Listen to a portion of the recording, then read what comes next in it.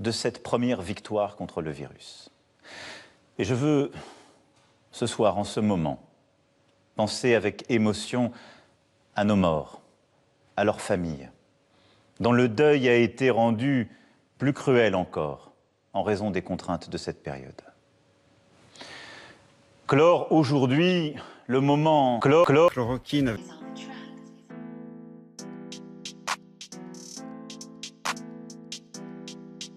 Merci à tous. Ensemble, protégeons-nous. Si vous avez besoin d'aide, appelez le 0800 130 000 ou plus d'informations sur gouvernement.fr. Ceci est un message du ministère chargé de la Santé et de Santé publique France. Nous n'avons pas à rougir, mes chers compatriotes, de notre bilan. Des dizaines de milliers de vies ont été sauvées par nos choix, par nos actions. J'ai trouvé ahurissant la façon dont la crise a été gérée et j'étais sidéré par le discours de notre président hier qui a dit tout va bien, on était les meilleurs, alors que, regardez bien, la France est championne du monde de la mortalité quand on la compte bien, parce que souvent on nous présente la mortalité, le nombre de morts sur le nombre d'habitants. Quand on regarde la mortalité qu'on appelle la létalité dans le jargon scientifique, qui est le nombre de morts sur le nombre de cas, la France est la dernière du monde. On est désespérés, on ne croit plus en vous. Je vous entends là-dessus. Donc moi... Une énorme histoire de corruption là derrière. Et tout ça a été masqué pour les intérêts de laboratoires pharmaceutiques qui voulaient promouvoir d'autres molécules. Et malheureusement, beaucoup de mes collègues ont touché beaucoup d'argent de ces laboratoires. Ça me désole, ces collègues, c'était des amis. J'ai du mal à comprendre tout ça. Mais c'est la réalité. Et moi, je suis désolé, je ne peux pas accepter ça. Inventer des nouvelles solidarités. Désormais, l'amende forfaitaire pour non-respect des conditions de circulation est passée à 135 €. La période a montré que nous avions du ressort, de la ressource, que face à un virus qui nous a frappés plus tôt et plus fort que beaucoup d'autres, nous étions capables d'être inventifs. Voire 375 € après majoration.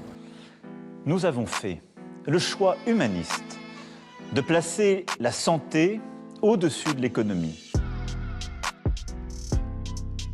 C'est hallucinant, on a presque 20% de morts de létalité. Les États-Unis en ont 6%, le Portugal en a moins de 5%. Nous pouvons être fiers de ce qui a été fait et de notre pays.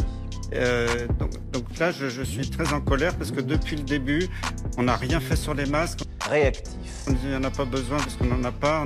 On n'a rien fait sur les tests. Alors que l'Allemagne a généralisé les tests dès le mois de janvier. Solide. On a attendu des mois, puis on nous a dit finalement il n'y a plus de réactifs pour faire les tests sur le marché.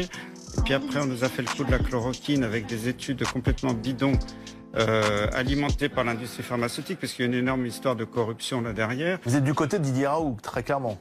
Didier Raoult, lui, il a fait un superbe boulot que je salue et j'admire parce que son étude elle est impeccable. Mais pourquoi il a été descendu comme ça?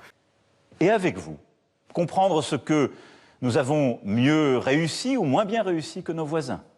Là, à partir du moment où il y avait ce traitement, les données de la Chine, puis les données de Raoult, c'était complètement immoral de continuer à promouvoir des études contre placebo. Vous pointez du doigt certains membres du conseil scientifique. C'est pas moi, c'est public. Il suffit d'aller sur les sites officiels de combien ont touché les gens de la part de gros laboratoires pharmaceutiques.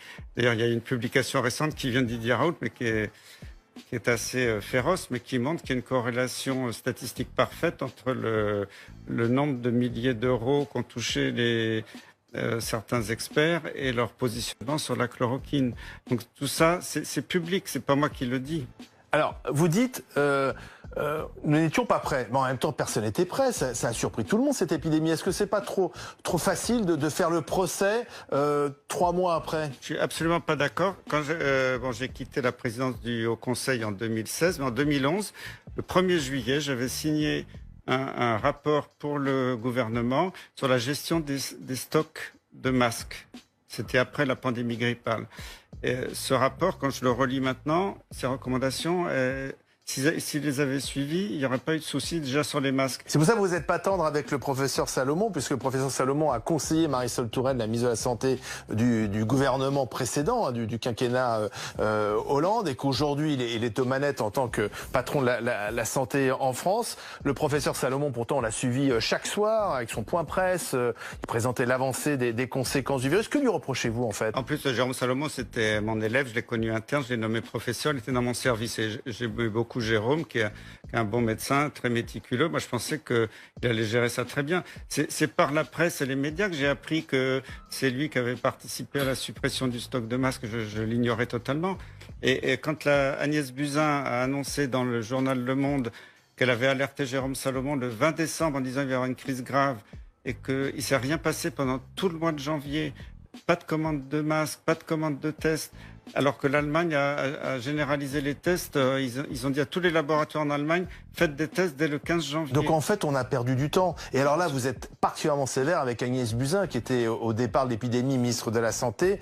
Vous dites qu'elle ment, parce qu'elle peut pas dire à la fois, elle l'a dit publiquement, le risque d'importation depuis Wuhan de ce virus est quasi nul, ça elle l'a dit, et puis ensuite dire, quand j'ai quitté le ministère, j'étais en pleurs parce que je voyais la vague de tsunami qui était devant nous. C'est ça qui est terrible. Moi, je pense qu'il y a eu beaucoup de mensonges d'État. Ça me désole. Mais c'est la première fois de ma vie que j'ai honte pour notre pays. J'ai jamais ressenti ça. Je pense qu'on Des mensonges d'État. Ah oui, bien mais sûr. quel était l'intérêt de mentir à ce moment-là? Ça, les commissions parlementaires, tout ça pourront le dire. Mais je pense Elle que commence demain. Alors il y a le professeur Salomon demain est entendu par la commission d'enquête parlementaire. Les Français ont tout ce que je dis aujourd'hui, tout haut, que j'écris dans mon livre, les Français découvriront dans mon livre des choses qui leur ont été cachées. Et malheureusement, il y a des choses très graves. Regardez, on a eu près de 30 000 morts en France. Si on avait utilisé la chloroquine pour tous, peut-être que 25 000 morts auraient été évitées. 25 000 morts évitées quand avec on la compare avec chloroquine. les autres pays qui ont utilisé la chloroquine systématique, c'est évident, ça saute aux yeux. Mais tout ça a été masqué pour les intérêts de laboratoires pharmaceutiques qui voulaient promouvoir d'autres molécules. Et malheureusement, beaucoup de mes collègues ont touché beaucoup d'argent de ces laboratoires. Ça me désole, ces collègues, c'était des amis. J'ai du mal à comprendre tout ça. Mais c'est la réalité. Et moi, je suis désolé, je ne peux pas accepter ça. Nos forces, nous les conforterons. Nos faiblesses, nous les corrigerons vite et fort. Le moment que nous traversons, et qui vient après de nombreuses crises depuis 15 ans, nous impose d'ouvrir une nouvelle étape, retrouver notre indépendance pour vivre heureux et vivre mieux, afin de retrouver pleinement la maîtrise de nos vies, de notre destin en France et en Europe. En France et en Europe. Et en Europe. Et en Europe. Et en Europe. Et en Europe. 50.